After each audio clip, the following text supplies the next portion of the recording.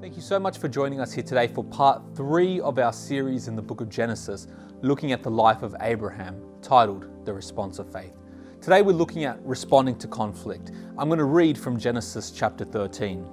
So Abram left Egypt and traveled north into the Negev, along with his wife and Lot and all they owned.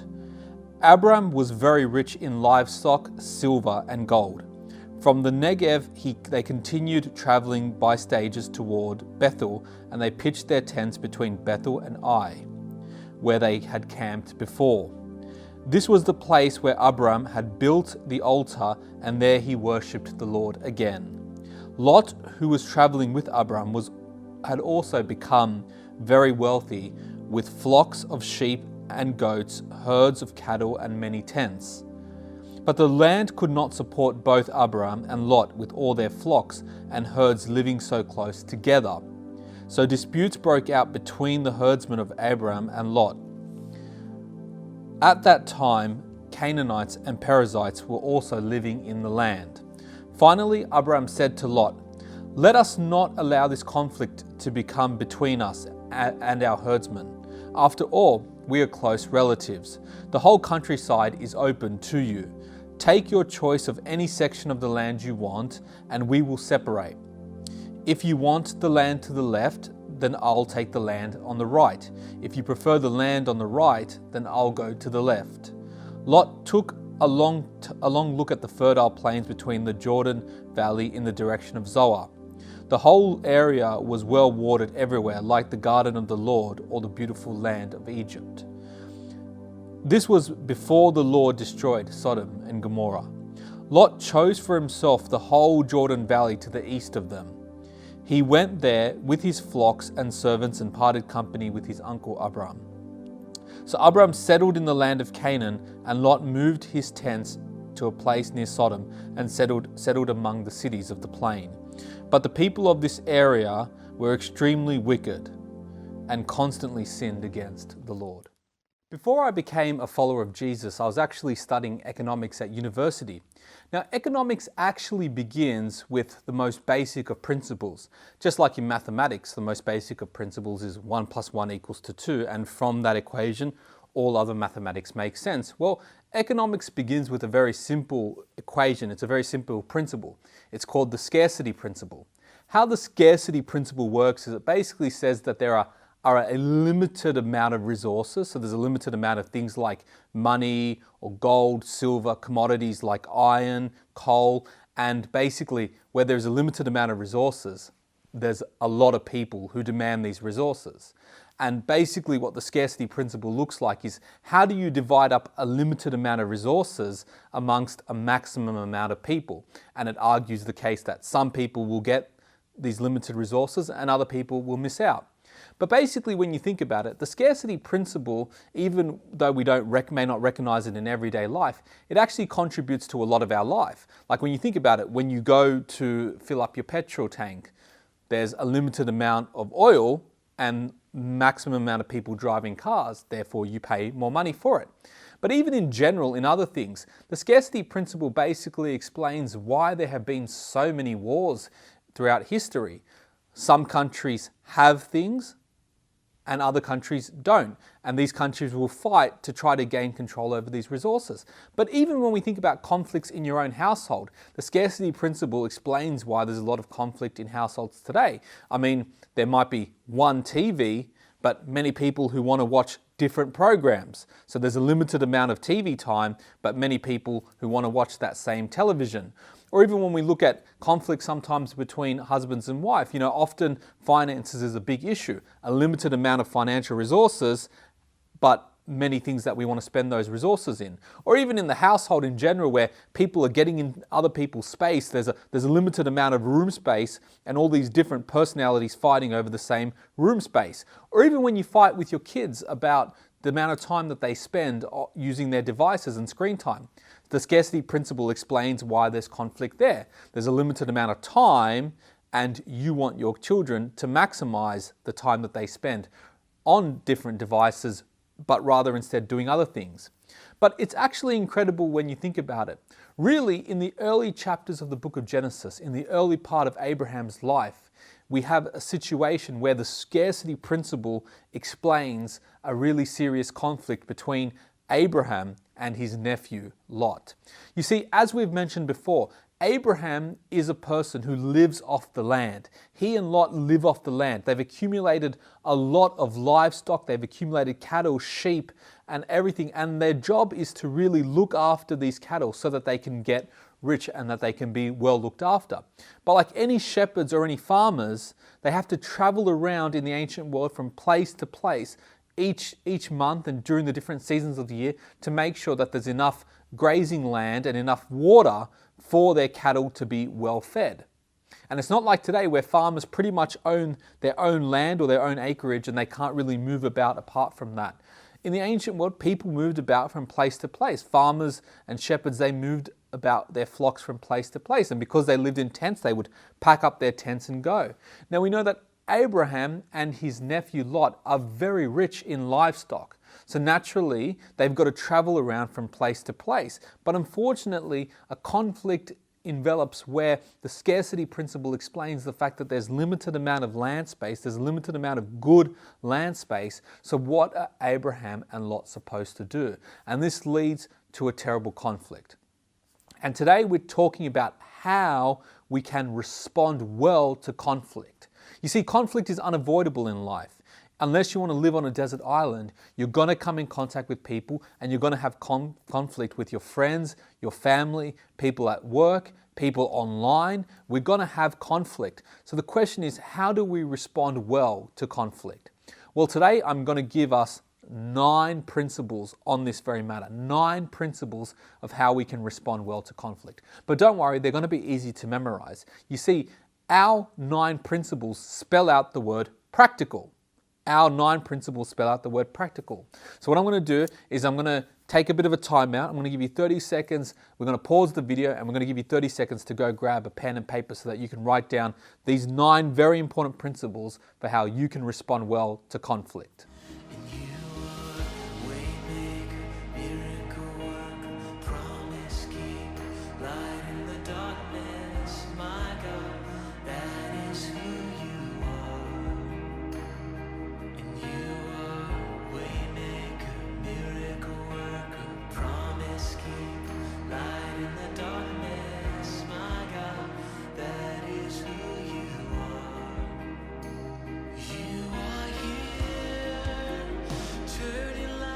Welcome back. So let's begin now with our 9 principles which spell out the word practical.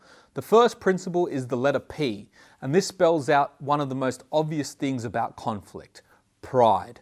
Pride is often at the center of most conflicts that we have in life. We don't want to admit that we were wrong. We don't want to admit that the other person was right. We don't want to admit the other person's point of view may be correct. Pride is at the heart of so many deep-seated family conflicts that there are. And can I say that in this particular story, Abraham puts his pride aside to make sure that there is not conflict between him and his nephew Lot. Now you think about this. Abraham is a very rich man. Not only is he a very rich man, but actually he's a Middle Eastern man. And like many cultures around the world, Middle Eastern people can be very prideful. And that's true across many cultures. So he puts his pride aside. He could have come to Lot and said, "You know what, Lot? I'm your uncle. I've looked after you since your father died. The reason why you're rich is because of me. How dare you, how dare your herdsmen argue with my herdsmen? How dare you take away wealth from me when all the wealth that you have started off with me being generous to you?" But Abraham doesn't do that. He puts his pride aside. The Bible has a lot to say about pride. In fact, there are over 100 verses in Scripture, well over 100 verses in Scripture, which speak about pride and talk about the fall of people who are proud. Verses like Proverbs 11:2, which says, "When pride comes, then disgrace. But with humility comes wisdom." Or the brother of Jesus who said, "God resists the proud, but gives grace to the humble." Whenever there is conflict in your life, put your pride to the side. Put your pride away. When we are proud people, we don't want to reconcile with other people. We say, that person is wrong. They need to come and apologize to me. They need to beg me for forgiveness. put your pride aside. God puts his pride aside for us. God doesn't make us beg for forgiveness. God never says things to us like, if that person doesn't apologize to me, I'm never speaking to them again. Now, God doesn't do that to us. So in the same way, we should not do that to other people. The second principle when it comes to resolving conflict is our R principle. Remorse. Remorse is so important when it comes to conflict in our lives. Often when we hurt people deeply, if it doesn't bother us, that just upsets the person even more. I'm sure you felt like that before, that sometimes in your life people have offended you and they just don't care. They just go on living their life. Remorse is so important when it comes to conflict. Apologizing is so important when it comes to conflict. Benjamin Franklin once said, never ruin an apology with an excuse. When it comes to conflict in our life, when we upset people, when we hurt people, don't be afraid to apologize. Don't be afraid to go and say, I'm sorry, I did the wrong thing in this and I shouldn't have done that. When we apologize, we de-escalate the tension when it comes to conflict in our lives. Let's not make excuses. I'm one of those people. I make excuses when I do the wrong thing. I say, when I did the wrong thing because you did this to me or you did that, or I start attacking other people. Remorse is so important when it comes to conflict. I want to illustrate this with the story of two kings. There were two famous ancient kings. One was King David. The other one was Alexander the Great. When David did the wrong thing in his life, when he had the affair with Bathsheba, when he betrayed one of his closest friends and had him killed, David was convicted with remorse. In Psalm 51, he gives an apology to the nation and to his God for what he had done. And he says this, he says, "For I know my wrongdoings, and my sin is constantly before me." I know my wrongdoings. He was humble enough to apologize and admit he was wrong. Alexander the Great, on the other hand, in the prime of his life, one day in an angry-filled rage, he was drunk and he got into an argument with one of his close friends, one of his close generals, and he actually pulled out his sword in his anger and he stabbed his close friend and killed him. Alexander didn't apologize. No, instead what he did was he went to all the great religious teachers and all the great philosophers of his day and said, did I do the wrong thing? And all of them said, no, you were justified in what you did. There's a big difference between David and Alexander. When David did the wrong thing, he apologized. We as followers of Jesus, when there's conflict in our life, never be afraid to apologize. Never be afraid to be humble and to show remorse when you do the wrong thing. The third principle, our A, as far as it depends on you. When it comes to conflict, it's important for us to always try and resolving the matters. But people often come up to me and they've come up to other people and they've said, well, how do I resolve an issue with somebody who won't even talk to me? How do I resolve an issue with somebody who has cut me off? They block my phone calls. They don't respond to any of the cards I send them. I try to resolve conflict, people say. I try to reach out to that person, but that person doesn't want to have anything to do with me.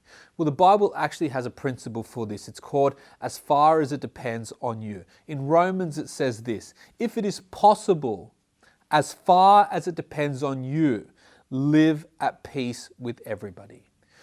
If you have forgiven somebody, if you're willing to apologize, if you've reached out to them and that person still wants nothing to do with you, or that person doesn't want to respond to you or your calls, or still wants to have anger with you, then you have to just release that person. You've done the right thing, you've apologized, you've tried to make things right, you've tried to reach out to them, and if they don't want to have a bar of that, then that's fine. As far as it depends on you, as whatever's in your power is what God will hold you accountable towards. If that person still does not want to accept your apology, or that person doesn't want to apologize themselves, that's up to them. You release that offender from your life. You say to them, God, I'm going to hand that person over to you. I've done as far as it depends on me. It's now up to you to take care of that person. Joyce Meyer, who's a famous Christian preacher, and I know that some people might be uncomfortable with me using her as an analogy because the wealth that she's obtained from preaching the gospel, and I understand that struggle, but just hear me out. She was abused over 200 times by her father.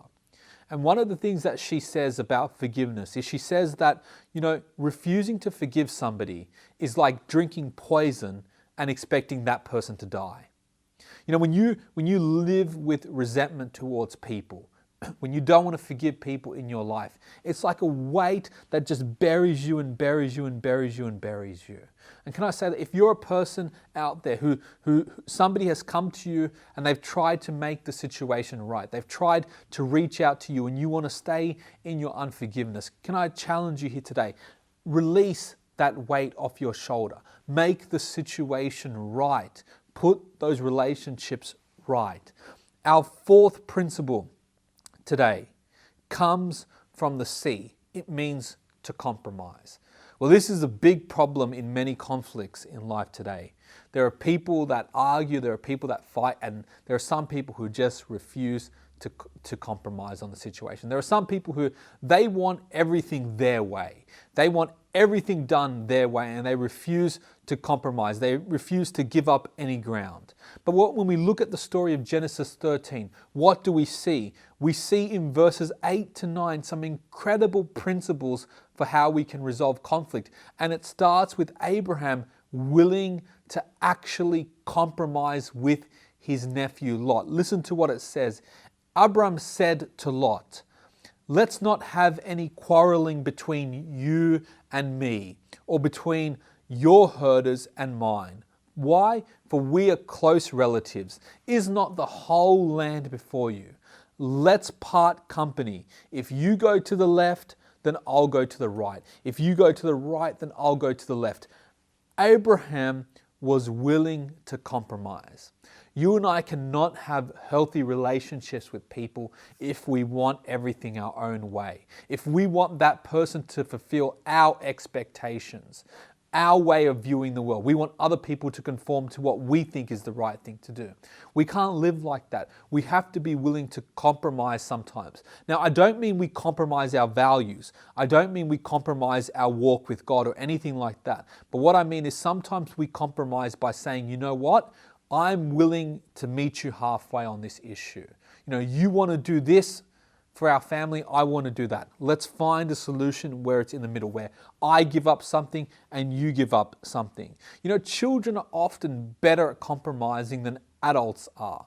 If little children have a disagreement about something and they decide to compromise, what do? They play scissors, paper, rock. Basically as a way of saying, whoever wins this is how we'll compromise. They do things like play scissors, paper, rock. They flip a coin. And these rules, when you think about it, are actually legally binding in the world of children. Like if you go up to children who have a dispute and they use scissors, paper, rock as a way of compromising, that's legally binding. Everybody accepts the result of that. But often as adults, we don't want to compromise. We don't want to give something over to that person. We want everything our own way. If we want to have healthy relationships in our life, if we want to resolve conflicts well in our life, we have to be willing to compromise. Let's go to the T now of our acronym practical. And this one is so important. Triangulation.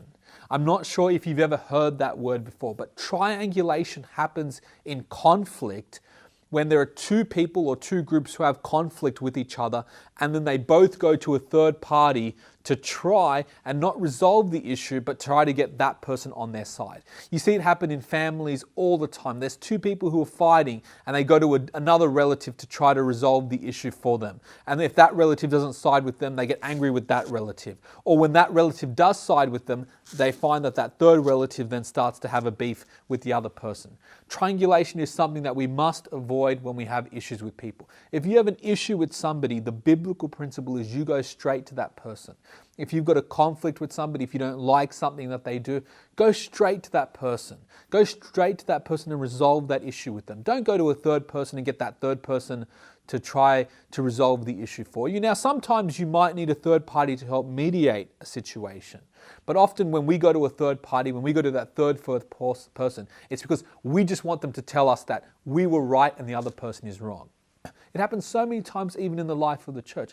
How many times do people in the life of the church, they have an issue with something that's going on. They have an issue maybe with the way the church is run, or they have an issue with somebody else in the church, and they're like, "Oh, I'm gonna go to this other person and I'm gonna gossip to them. I'm gonna vent to them. I'm gonna get that person on my side."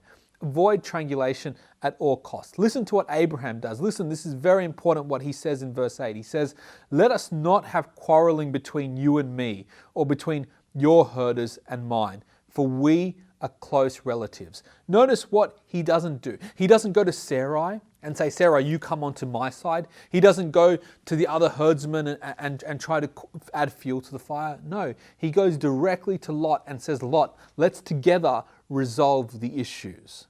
You know, I'm not saying that when you have difficulties in life or you have conflict with other people that you don't go to a third party. Sometimes you might go to a third party because you need advice. Sometimes you might go to a third party because you need help on resolving the issue. And there's nothing wrong with that.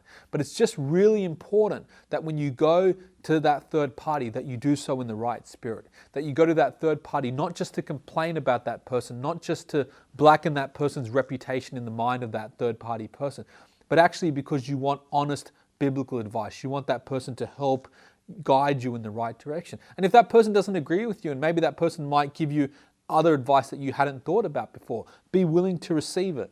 You know, today we're speaking a lot about encouraging people to reach out, and reaching out is really important. You know, if you need help resolving issues in your life, yes, reach out. But be very careful about the type of person you reach out to. Don't just reach out to a person who's going to gossip with you. Don't just reach out to a person who's going to add fuel to the fire. Look for a person who has wisdom, a person who's humble, a person who is not going to judge other people. Because triangulation, often when it comes to family relationships, it just adds more fuel to the fire. Our next principle is the I principle, initiative. Initiative is so important when it comes to resolving conflict. Take the initiative. Be the one to step out when there is conflict. Be the one to reach out to that person when there is conflict. Look what Abraham does with Lot in verse 8. Abraham said to Lot. In other words, Abraham was the one who reached out to Lot in the middle of their conflict. He didn't just sit back on his throne and say, you know what, I'm the older guy. Lot should respect me. I'm the one who's right. Lot should come and apologize to me. Lot should be the one to reach out to me. No. Abraham, in his wisdom, reached out to Lot. He took the initiative. When we have conflict in our life, it's up to us to take the initiative. Don't sit back and say, I'm going to wait for that person to come and apologize to me. I'm going to wait for that person to put things right. No, you take the initiative. You go up to that person and you apologize, especially if that person is a close family member who means something to you. You know, don't let conflict just build up in your household where people are not talking to each other for days, for weeks, months. They're ignoring each other. That is not the way God wants us to live. Reach out to people when you have conflict in them. Take the initiative. We always say every year before Christmas, we say it's not too late for you to reach out to that person. It's not too late for you to take the initiative and to call that person, to send them a message, to check in on them, to even pray for them. Take the initiative. God took the initiative with us. You know, if God said, I'm going to wait for humanity to figure out the solution to the conflict of sin, I'm going to wait for them to figure things out, He would have been waiting for all eternity. But God took the initiative to save us. Listen to what Romans says in chapter 5.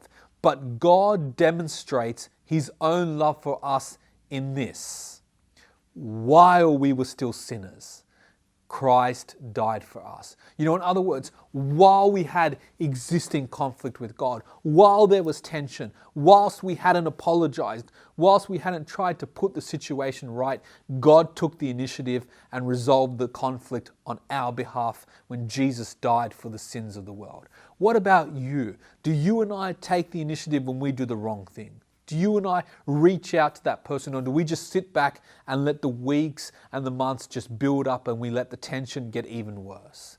Our next principle is the C principle, and it's probably the hardest principle when it comes to the resolving conflict. It's control your words. Control your words. Listen to what Abraham says in verse 8. He says, let us not have any quarreling between you and me. In other words, let us not argue back and forth. Let us control our words. Let us control our tempers, and let us tame our tongues. You know, when we have conflict with other people in life, often what starts as a small issue escalates because we don't control our words. We say things deliberately to hurt the other people. We use abusive language. We swear at other people. We yell. We raise our voices towards other people. We have to learn to control our speech. We have to learn not to be intimidating towards other people, because when we don't control our words, it only escalates the situation. And often when we're angry, we don't think before we say. We say hurtful things. We do hurtful things to other people. And what starts off as a simple conflict, which could easily have been resolved, becomes an issue which escalates. The Bible in Ephesians gives a straight down the line principle. In your anger, do not sin. Do not let the sun go down while you are still angry. In other words, everybody's going to get angry sometimes. There's going to be conflict sometimes, but it's your responsibility, it's your duty as a follower of Jesus to, in your anger, not let your words make the situation worse.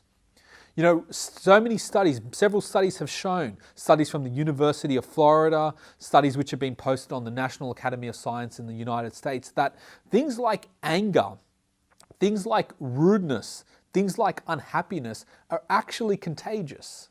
So you look at it, that if you've got one person in your household who's angry all the time, or one person in your household who's rude all the time or unhappy all the time, that tends to rub off on everybody else in the household, doesn't it? Or some person at work who's always negative, who's always bitter, who's always complaining about the boss, or who's complaining about their pay, or who's complaining about the responsibilities and the job that they've given.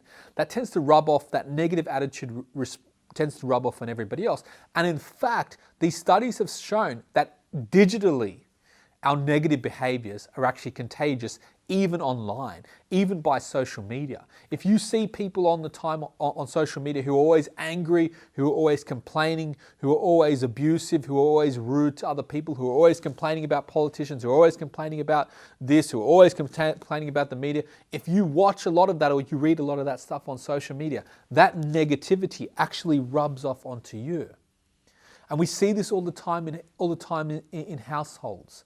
In households where things start off small, bitterness and anger just grows, abusive language just grows, tempers just keep flaring. And if you start off like that, if you build a culture of that in your household, then what you find is it becomes just an easy thing to just keep on following.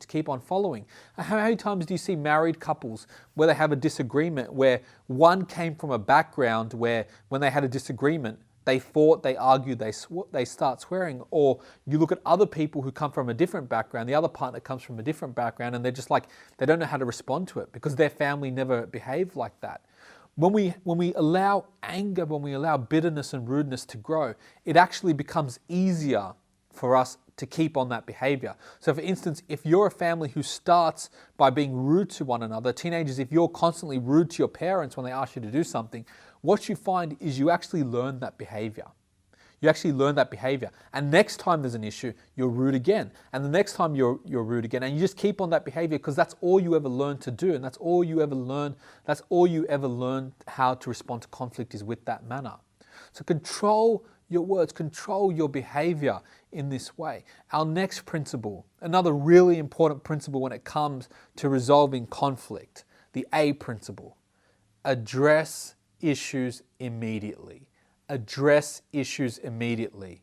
Well, a lot of conflicts grow and grow, and the bitterness grows and grows because people don't want to address issues immediately. You know, when something happens to them, they just let the anger build up inside them because they don't want to reach out to that person and talk to them directly face to face. So they allow the anger and the resentment just to build up inside of them. When we want to have healthy relationships with people, that begins with when there are issues, however minor, we address them immediately. Have a conversation with that person immediately when there's issues. If that person does something small, if they've got some part of their personality which you don't like, or something which they do which irritates you, address that immediately. Have the conversation, the difficult conversation with that person immediately. Don't let it build and fester for months and months and months, because what happens is what starts off as something that's just one thing, you just keep adding and adding and adding and adding and adding and adding, and the conflict just grows and grows and grows, and you grow to resent that person. Address issues immediately. Jesus gave us this principle in Matthew 5. He says, therefore, if you have an offering, leave your gift at the altar. If you have an offering and you remember that your brother or sister has something against you, leave your gift at the altar and then go and be reconciled to that person and then offer your gift. In other words, address the issue straight away.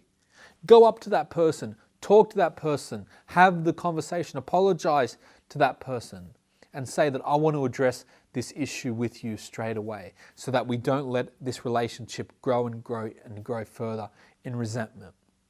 But our final principle, the L principle, is one of these principles which really cuts to the heart of conflict, and that is liberation. You see, it's often easy for us to forgive people when the issue is a minor issue. It's often easy for us to apologize when it's something that's very small.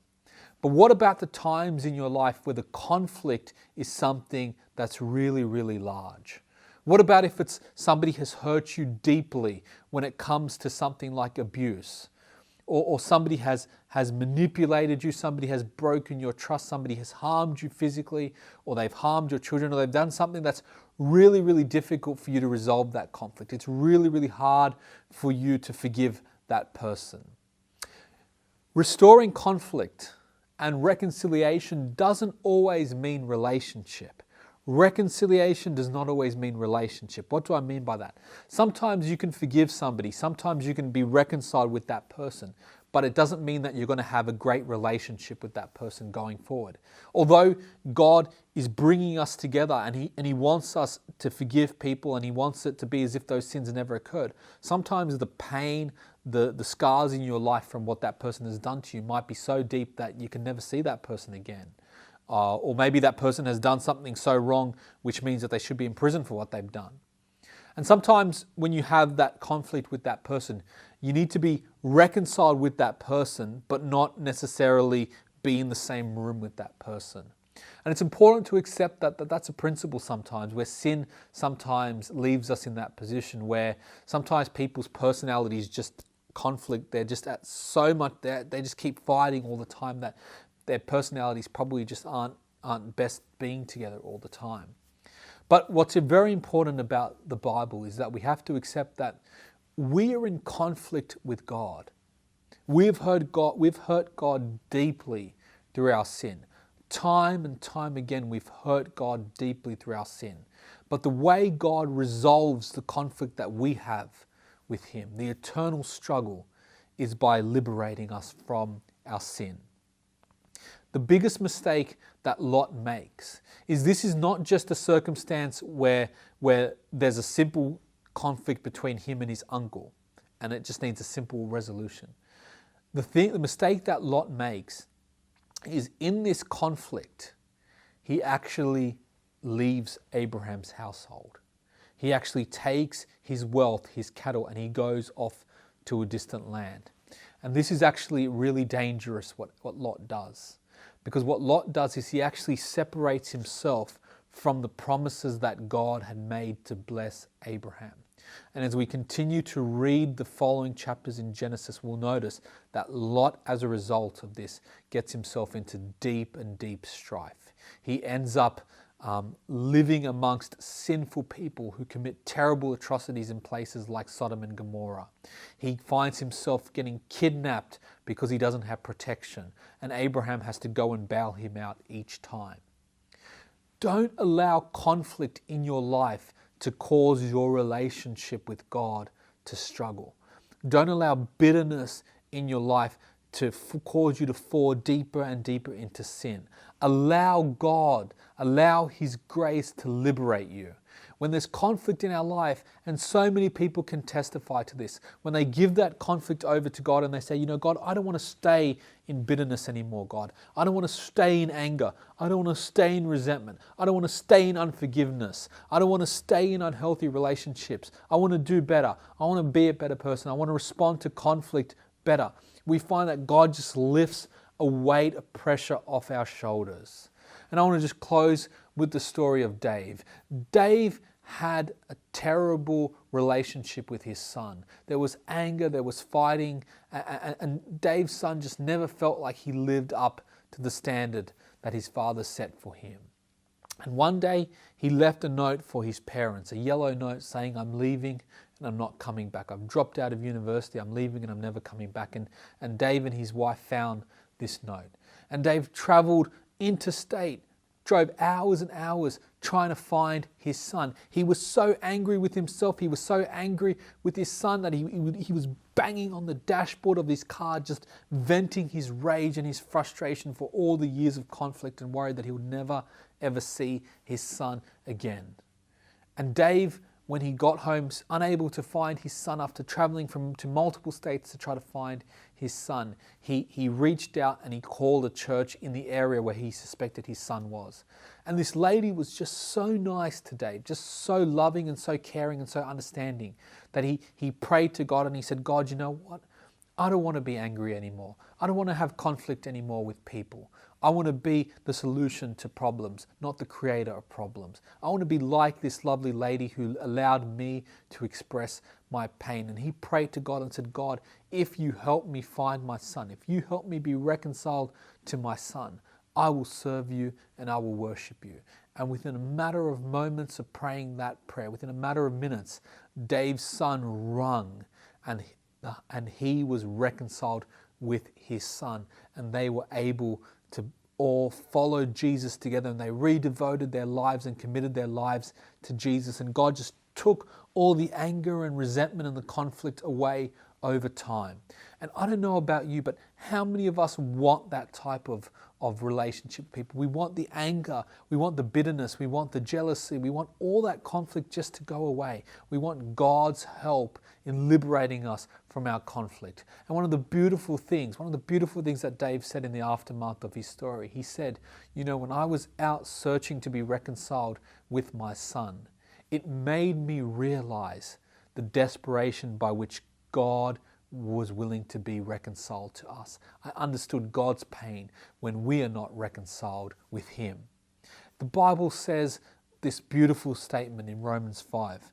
"Very rarely will anyone die for a righteous person, though for a good person someone might possibly dare to die." And this is Paul trying to understand the willingness of Jesus to go to the cross. And he says, "For while we were God's enemies," while we were his enemies. And that word enemy doesn't just mean somebody that you might be at war with overseas where you've never met the person. No. That word for enemies means somebody that you have a deep-seated anger, a resentment, a hatred. You despise them. That's what that word enemies means. It's somebody that you can never be reconciled with, somebody that you're just hell-bent on inflicting harm and pain to. That anger, that resentment, that's what that word enemy means. It's not just somebody you're at war with. It's somebody that you hate with everything in you. You just despise and you want to do harm to them.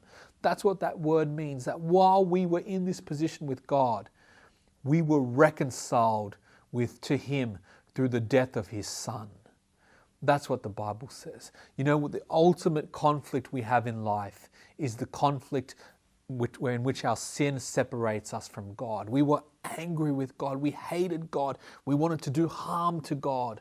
We wanted to live eternally away from God. And the Bible says while we were in this position, God restored and fixed the conflict by sending his son, Jesus, to die for us. Well, I hope you've got some ideas how to deal with conflict today. But look, stick around, because today we're talking in our kids' time about perfected friendships or relationships. That sounds pretty good to me, don't you? So look, stick around now. We're going to hear a kids' talk, and that's both for the young and the old. Hope you can join us now.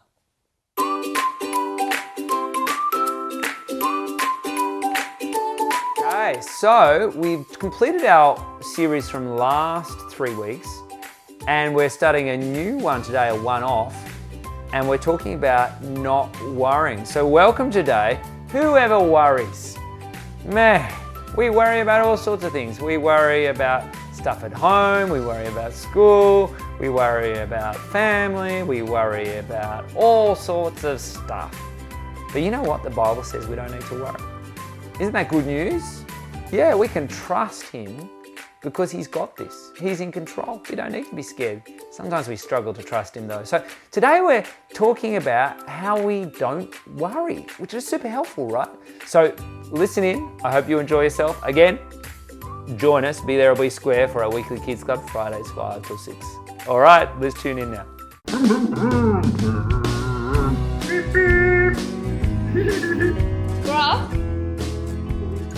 Scruff, where are you? I'm going to read some more of the Bible. Oh, sorry, Ross. No time. Oh, I'm too busy. Oh, I'm freaking out. What are you so busy with? Ross. Oh, the party. Remember the party? It's on tomorrow, and I've got to get everything ready. Okay. Calm down, Scruff. I'm sure you can get it all done. No, I don't think I can. There's so much to do. I've got to get all the food ready. You know what, Scruff? Actually, the part we're going to read in the Bible is where Jesus is teaching others not to worry, so you might find it interesting. No, I can't listen. Oh, I've got too much to worry about. Oh, I've got to go. Oh, dear. Well, we can still read the Bible. This is from Matthew chapter 6, verses 25 to 34. And Jesus is still up the mountain teaching his disciples how to live God's way. So let's see what he says. I tell you not to worry about your life. Don't worry about having something to eat, drink, or wear. Isn't life more than food or clothing? I've got the food, Ross. Got the food. Look at the birds in the sky. They don't plant or harvest. They don't even store grain in barns. Yet your Father in heaven takes care of them. Aren't you worth more than the birds? Hey, Ross, I'm going to make a cake. Yeah, that'll be great. Oh, can worry make you live longer? Oh, hey, Ross, I've even got some popcorn. Cool, huh? Scruff, Sorry. dear. Why worry about clothes? Clothes! Oh, I didn't think about clothes. I don't usually wear clothes. Oh, look how the wildflowers grow. They don't work hard to make their clothes. But I tell you that Solomon, with all his wealth, wasn't as well dressed as one of them. I've got some clothes, Ross. I've got some clothes. Oh! God gives such beauty to everything that grows in the fields, even though it is here today and thrown into the fire tomorrow. He will surely do even more for you. Why do you have such little faith? Hello? Is anyone there? Hello?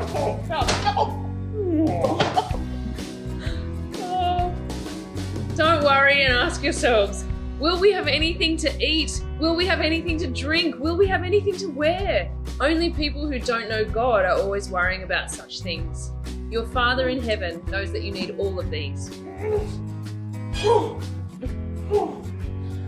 But more than anything else, put God's work first and do what He wants. Then the other things will be yours as well. Don't worry about tomorrow. It will take care of itself. You have enough to worry about today. Scruff, I think all this worry might be a bad thing.